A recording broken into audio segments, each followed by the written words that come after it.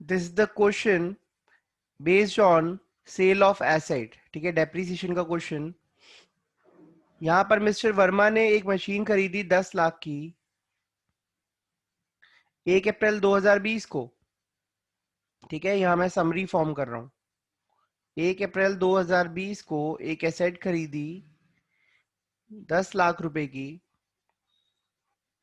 And incurred 2 lakh on it's installation. 2 lakh उसके ऊपर लगा दिए उसकी इंस्टॉलेशन पर।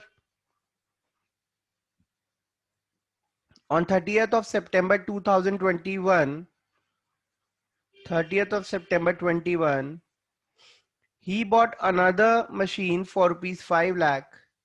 उसने एक और एसेट खरीद ली 5 लाख रुपए की। अब उसके पास दो एसेट हो गई। ऑन 31st March 2022, साल के एंड पे उसने एक और एसेट खरीद ली। A new machine was purchase for rupees 8 lakh, 8 lakh रुपए की। अब उसके पास तीन एसेट्स हो गई। इसके बाद ही ऑन 1/10/2022, 1/10/2022 को उसने sold the machine purchased on 1/4/2020। मतलब he sold the first machine was sold for rupees 6,85,000। ठीक है, डेप्रीसिएशन चल रहा है 10%।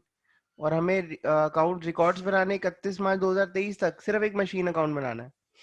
ठीक है, अब हम उसका फॉर्मेट तैयार कर लेते हैं। ये मशीनरी अकाउंट हमने फॉर्मेट बना लिया है। ठीक है, जरूर लिखेंगे यहाँ पे in the books of messrs Verma.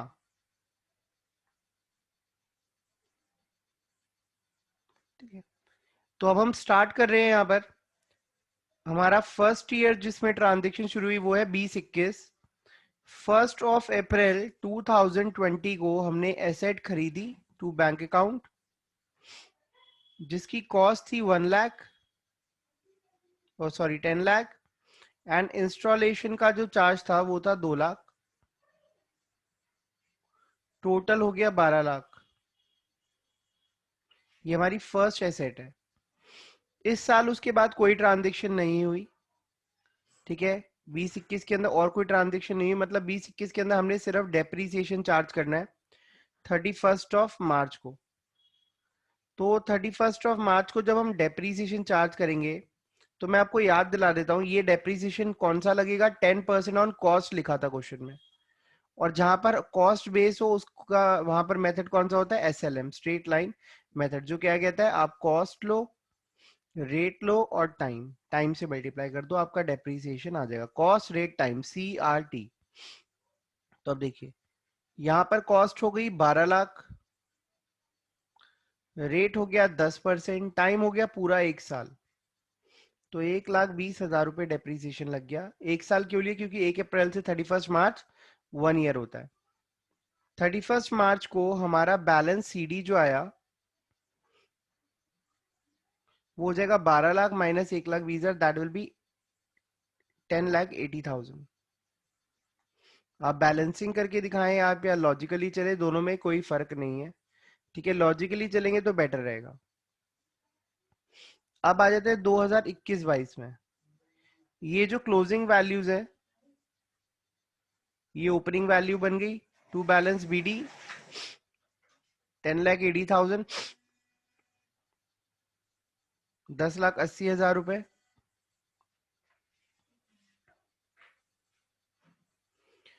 30/9/2021, 21-22 के अंदर आता है। तो यहां पर हमने एक और एसेट परचेज कर ली 5 लाख की। तो यहां पर हम ये एंट्री दिखा देते हैं 30/9/2021।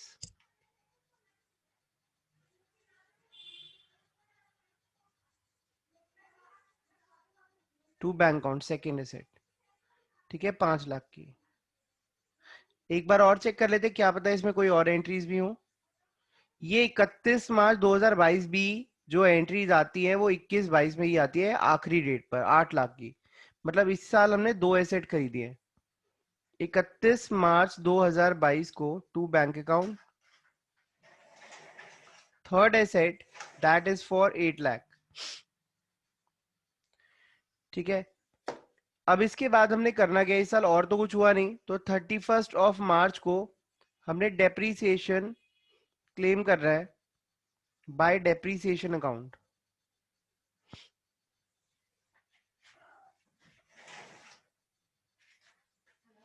First, second and third. अब वही हमारा डेप्रीसिएशन का मेथड क्या होता है, कॉस्ट, रेट और टाइम, है ना।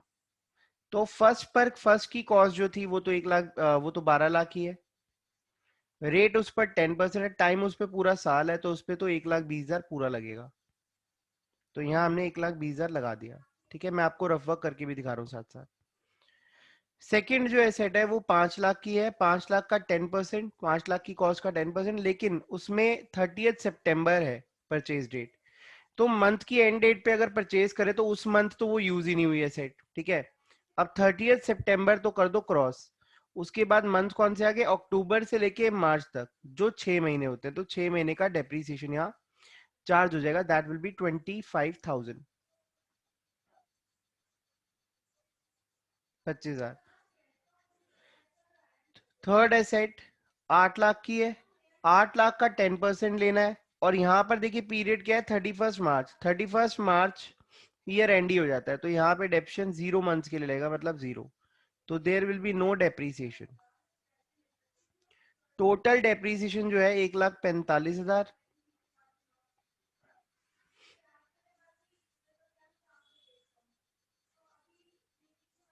बाय बैलेंस सीडी, अब यहाँ पे हमने इनकी क्लोजिंग वैल्यूज लिखनी है।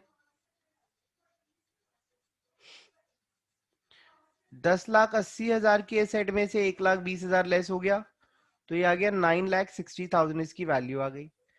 5 लाख के सेट में से 25,000 गए, तो 4,75,000 इसकी वैल्यू आ गई। 8 लाख में से कुछ भी नहीं गया, तो इसकी वैल्यू अभी एज इट इज है, because it has not been used. तो 9,413 और 821, ये कितना आ जाएगा, 22,35,000। ठीक है, इनका टोटल करेंगे तो टोटल आएगा 23,80,000, और इसका भी टोटल 23,80,000 ही आएगा।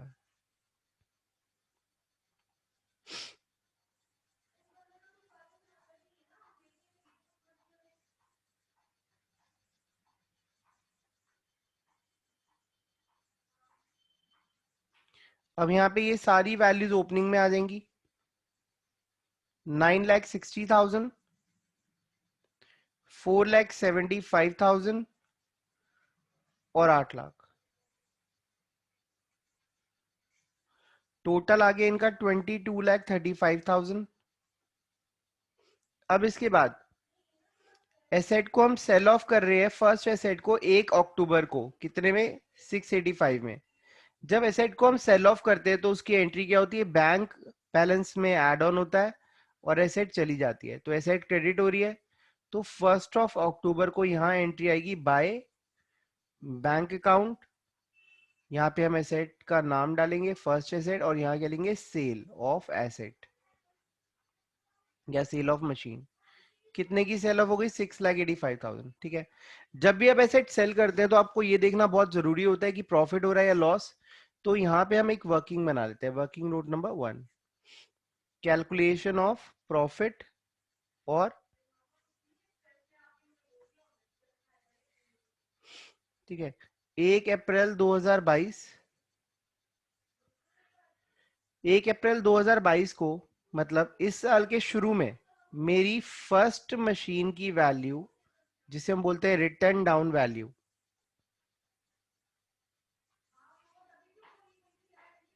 वो थी 9,60,000। अब देखो, एसेट सेल हो रही है 1 अक्टूबर को, तो डेप्रीसिएशन भी लगेगा टिल डेट ऑफ सेल 1 अक्टूबर 2022। ठीक है, अब देखिए 12 लाख, 10%, और 1 अक्टूबर तक जो टाइम होता है, 1 अप्रैल से लेके 1 अक्टूबर तक, आप देखिए कितने महीने होते हैं इसमें, अप्रैल आ गया, मई आ गया, जून आ गया, जुलाई आ गया, अगस्त आ गया, सितंबर आ गया। 1 अक्टूबर काउंट नहीं करेंगे कि उस दिन तो एसेट बिक गई है, तो 6 मंथ्स आ गए। तो 6 मंथ्स का डेप्रीसिएशन हो गया 60,000। ठीक है, मतलब 1 अक्टूबर को ही हमने डेप्रीसिएशन लगा दिया जो एसेट बिक रही है उस पर। सबसे इंपॉर्टेंट पॉइंट ही यही था। कौन सी एसेट पे? सिर्फ फर्स्ट पे लगाया, क्योंकि हम साल के एंड तक का वेट नहीं कर सकते।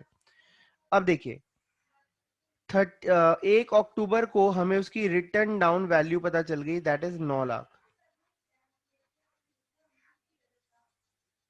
ठीक है, इसको हमने बेच दिया 6,85,000 रुपए में। ठीक है, तो 2,15,000 रुपए का हमें घाटा आ रहा है, यहाँ पे लॉस आ रहा है। ठीक है, अब लॉस जब होता है तो उस केस में एंट्री क्या होती है? Profit and loss account debit to machine 2,15,000। ठीक है, तो अब देखिए इस केस में मशीन क्रेडिट हो रही है और profit and loss account debit हो रहा है, तो मशीन अकाउंट में क्रेडिट साइड पे, लॉस कहाँ आता है मशीन अकाउंट में? क्रेडिट साइड पे। जिस दिन बिकी उसी दिन हमने लॉस उठा के प्रॉफिट एंड लॉस अकाउंट में ट्रांसफर कर दिया, क्योंकि ये हमारी एसेट तो ज्यादा की थी और वो सेल हो रही है कम की, लॉस ऑन सेल। यहां दिखाएंगे 2,15,000। अब देखोगे इसका टोटल आएगा वही जो यहाँ पर डेबिट साइड पे आ रहा है, 9,60,000, ताकि वो मशीन हमारे अकाउंट से रिमूव हो जाए। अब क्या करना है आपने इसके बाद? आपको पहले तो ये बताओ कोई दिक्कत है तो फिर मैं वो समझाता हूँ, कोई प्रॉब्लम है तो वो पूछ लो।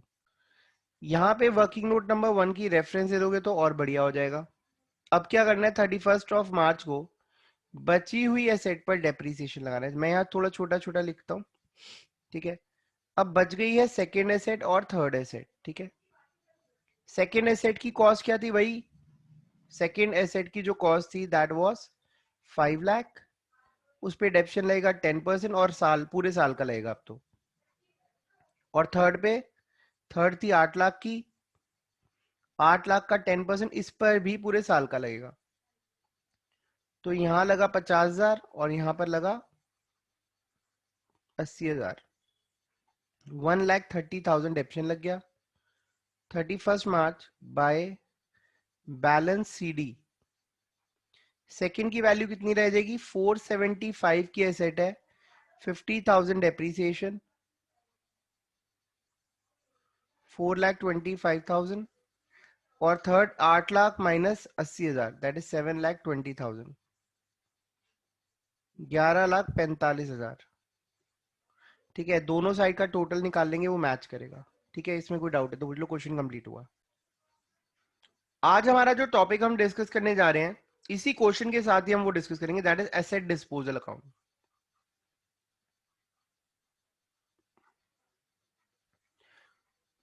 ये एसेट डिस्पोजल अकाउंट क्या होता है? देखिए, ये अकाउंट तब ओपन करा जाता है जब हम चाहते हैं कि जब हम एसेट डिस्पोज कर रहे हैं, सेल ऑफ कर रहे हैं, तो उसकी ट्रांजेक्शन को हम नॉर्मल अकाउंट में ना दिखाएं।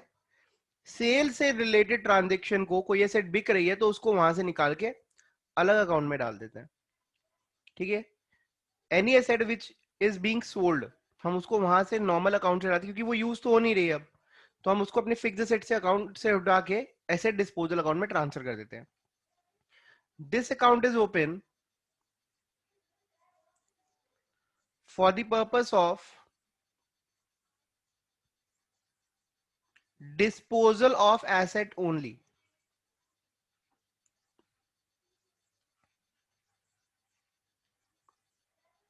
ठीक है, अब यहां पर क्या होगा? सबसे पहली चीज, जो एसेट आपने बेचनी है आप उसको इस अकाउंट के अंदर ट्रांसफर करेंगे। Transfer of asset which is to be sold.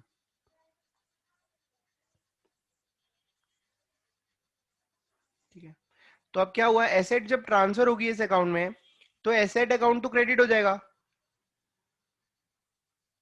और एसेट डिस्पोजल अकाउंट डेबिट हो जाएगा, क्योंकि एसेट्स जो है वो तो डेबिट साइड पे ही अपीयर होंगी ना किसी भी अकाउंट के। ठीक है, तो एसेट अकाउंट से एसेट चली गई और वो कहां आ गई? डिस्पोजल अकाउंट में आ गई। उसके बाद जो सेल की एंट्रीज हैं, सेल की एंट्रीज क्या होंगी? बैंक टू एसेट होती थी, अब वो बैंक टू एसेट ना होके बैंक टू एसेट डिस्पोजल हो जाएगी। बस। प्रॉफिट और लॉस की एंट्री क्या होती थी? अगर प्रॉफिट होता था तो asset profit and loss account credit होता है, और एसेट डेबिट होती है ना, तो यहाँ पे एसेट डिस्पोजल अकाउंट डेबिट होगा। मतलब जहां जहां एसेट थी वहां एसेट डिस्पोजल होगा, और अगर लॉस है तो ये एंट्री रिवर्स हो जाएगी। अब मैं आपको इस अकाउंट का फॉर्मेट भी बना के दिखाता हूँ। देखिए, एसेट यहां पर अपीयर होने लग जाती है जैसे ही हम एसेट अकाउंट से उसे ट्रांसफर करते हैं। ठीक है, अब देख, मैं उसी क्वेश्चन में जा रहा हूं जहां पे हमने एसेट सेल आउट करी थी अभी भी। I am using red marker. ये हमारी सेल की एंट्रीज है ना, ये एंट्री सारी हटा दी जाएंगी। ये कोई भी एंट्री अब यहां नहीं आएगी। यहां पर सिर्फ एक एंट्री आएगी, बाय एसेट डिस्पोजल अकाउंट या फिर मशीन डिस्पोजल अकाउंट। ठीक है, और जो एसेट हम डिस्पोज करने जा रहे हैं, इस एसेट को उठाकर 9,60,000 के एसेट को हमने ट्रांसफर कर दिया कहां पर, एसेट डिस्पोजल अकाउंट में। ठीक है, तो ये आ गया 9,60,000। अब जितनी एंट्रीज जो सेल के टाइम पे हम कर रहे थे वो सारी एंट्रीज जो है यहां आ जाएंगी। अब देखिए कौन कौन सी एंट्रीज करी, सेल की, डेप्रीसिएशन लगाने की और लॉस की, तो बस वो सारी एंट्रीज यहां पर हो जाएंगी।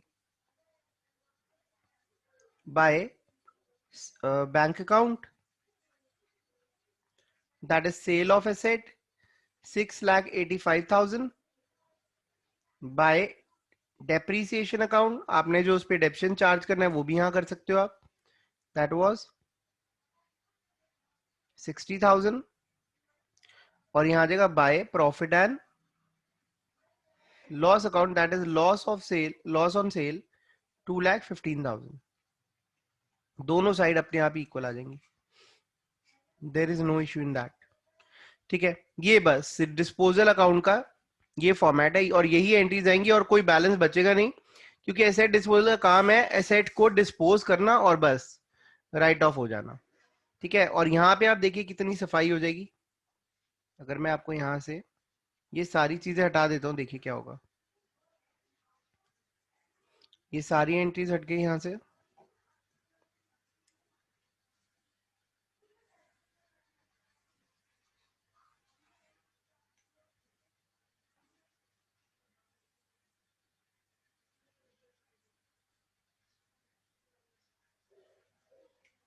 यहाँ पे सिर्फ एक एंट्री आएगी, बाय एसेट डिस्पोजल या फिर मशीन डिस्पोजल अकाउंट 9,60,000। ठीक है जी, इसमें कोई डाउट तो यू में आ